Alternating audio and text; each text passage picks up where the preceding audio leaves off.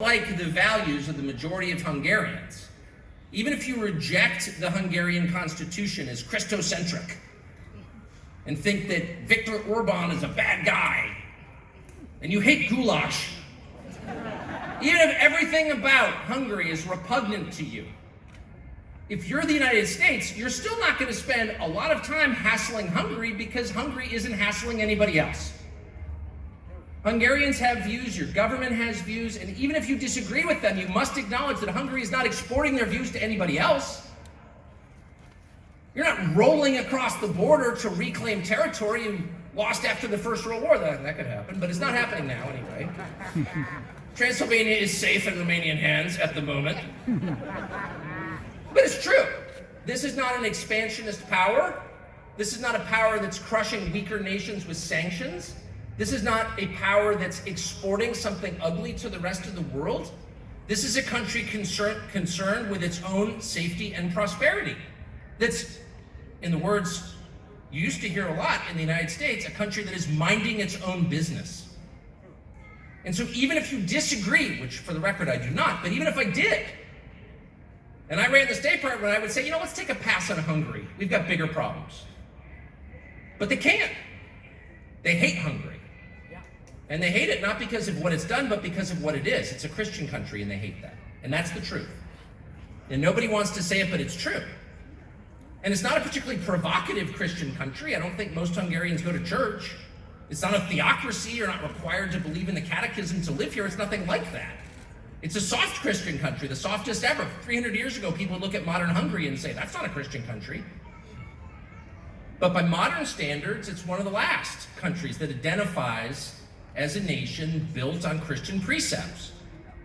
Again, not imposing them on anyone else, but that is enough to incite our policymakers in the United States. And that is exactly why they hate Russia, by the way. I'm not a fan of Russia, and if I was, I wouldn't admit it to a Hungarian audience. When I hear Orban described as a Putin suck-up, I think, really? That image of Orban being pushed against a police car with a baton to his neck by Soviet-backed policemen comes to mind. Yeah, he's probably not pro-Russian, just guessing. But why do they make that charge? Well, because one thing that Russia and Hungary have in common is a big part of the population identify as Christians.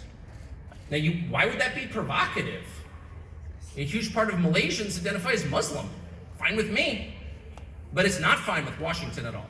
It's deeply offensive to see that alive in Europe. And that is the core. It's not rational. This is happening on a gut level, but it is expressed through policy. Policies that I'm ashamed of that most Americans don't even know exist. The fact that Americans working in Hungary have to pay Hungarian and American taxes, one of the few countries in the world where that's true, that's punitive, that's punishment. And it's punishment for your constitution and for your attitudes. That is cultural imperialism. That's what we used to call it. The idea that the bigger country gets to impose its way of life on smaller countries, not convince them to adopt our way of life, not convince them to drink Coca-Cola because it tastes great, but force them, convert or die. That was repugnant to Americans. That was the opposite of the American promise, which was, this is all voluntary. Come to our side because you want to. We've got something better to offer you. We're not going to force you. We want you to come under your own free will. And that's no longer true. And what's sad, in my opinion, is that while the United States still has, I think, a lot to offer to the world, and I would never leave because it's, and no offense meant by this, and I hope none will be taken, it is the prettiest country in the world. It is, let's be honest. Even the crummy, sorry, it is.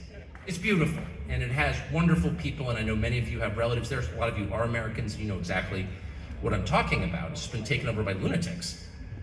But the core of the country has not changed. But what's so interesting to me is that the people running the United States are no longer even pretending to offer a better life to the people who live there, which is a huge change.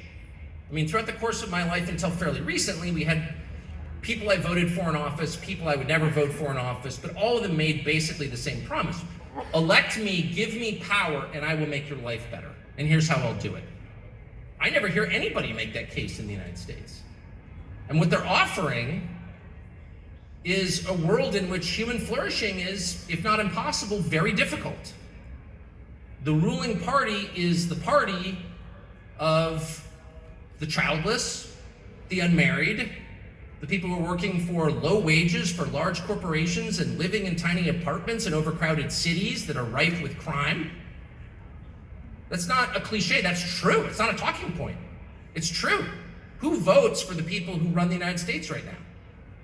People who are, again, working for big nonprofits or big banks, living in crowded conditions, very often alone, in big soulless cities, having their food delivered by immigrants,